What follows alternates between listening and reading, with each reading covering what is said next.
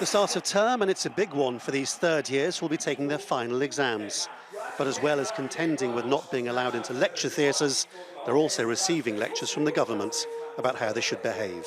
As your health secretary, The UK government's health secretary has made a series of videos posted on TikTok aimed squarely at young people. So what does this group make of it all?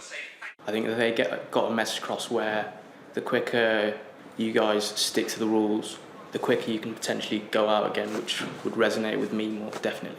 One of our greatest concerns leaving this year is actually looking for a job, and I think if they maybe move towards that message slightly more, it maybe would resonate more with us instead.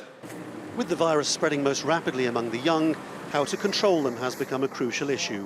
One route is to shut everything down. The Students' Union, which should be hosting parties for new arrivals, is closed. Most studying will be online, and anyone going into a building has to queue and be checked. But spend a few hours in a city like this, and the most striking thing is that the only people around are the young. Older people seem to be hiding from them. Over the course of the last few weeks, a narrative has developed in this country that says that the young are basically selfish plague carriers who might end up forcing a second lockdown on the UK. But it is also the case that the start of university is supposed to be a time of absolute joy for young people, to be free to do the things that young people want to do, and all of that is being taken away from them. Balancing those two completely conflicting demands is going to be basically impossible. The council here has been working with the police and the university, and they'll be bombarding students with messages that say any fun left will disappear completely if people don't get it right. The message is, if we can't control it now, if we can't stop the spread, then actually we risk having further lockdowns imposed upon us.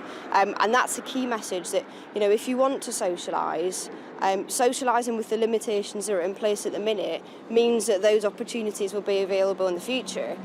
And at restaurants favoured by students, they're trying to enforce their own codes of behaviour as well. The government can only do so much, the police can only do so much, the COVID marshals can only do so much, the restaurant owners can only do so much. But if you want to bring things down, ultimately is the responsibility upon yourself. Across Manchester alone, there are 100,000 students.